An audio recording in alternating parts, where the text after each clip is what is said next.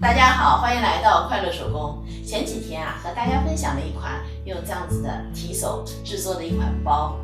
我看到很多留言说这个包很好看，没有想到这样子的米提手还能够做出这样子漂亮的包哈。确实，生活中这样提手之前呢，我们就扔掉了。现在呢，我这是发现新大陆了。这不嘛，今天刚买了一袋米，我赶忙就把这个提手给拆下来了，这样子呢就凑成了一对。提手拆下来以后呢，我就发现了一个问题虽然是同一品牌的米袋子，在上面的提手颜色呢是不一样的。这个提手上面没有字儿，这个提手上面还有字儿。这个颜色偏深，这个颜色呢偏浅。那咱们做在这个包上的时候呢，可以这样子我们把这提手给分开，然后把它俩呢互换一下。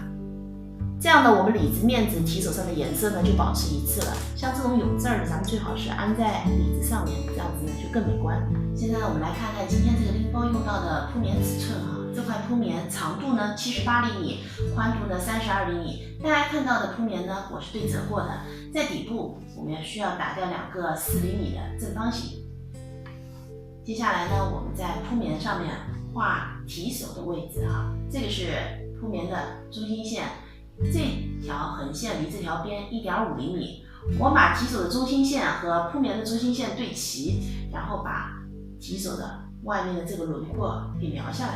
接下来呢，我把这个轮廓剪掉，烫在面子上。铺棉呢烫好了，我在周围的一圈呢放的是1厘米的缝缝，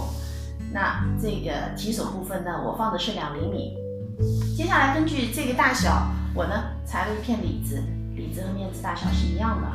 今天这个面子材料我是用一个拼色，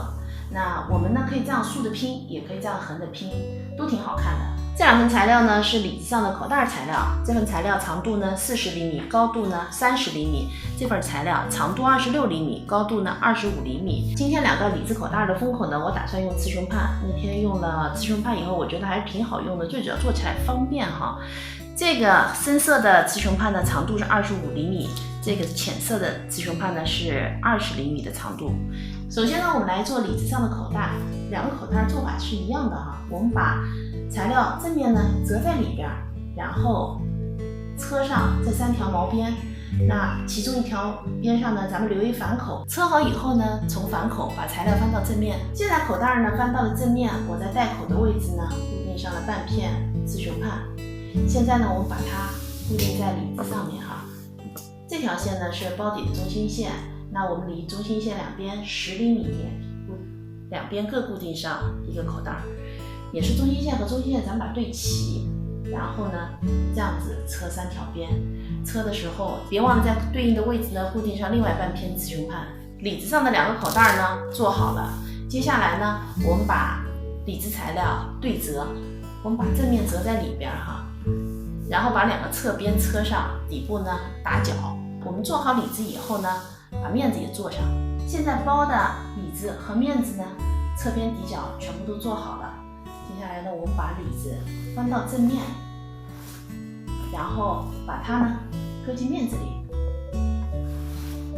里子面子的侧缝呢对齐，包口搁平整，然后整个呢车一圈，我们要记得留一个反口。现在包呢翻到了正面，那我又在包口呢车了一圈2毫米的窄边。接下来呢，我们开始装提手装提手之前，我们根据这几个孔洞在这个位置上剪6个豁口，这样子呢一会儿装起来就更好服帖一些。直接扣上就行现在呢，我提手就装好了。今天咱们这个提手呢，没有上次那个厚它比较薄，所以我就没有用胶水，直接卡上了。装好以后，我发现我装到了，是不是这2个应该是在上边还算了，装就装上吧，下次有机会再做一个这期视频内容呢就是这些了，感谢您花宝贵的时间来看我的视频，记得要帮我点赞咱们下期再见。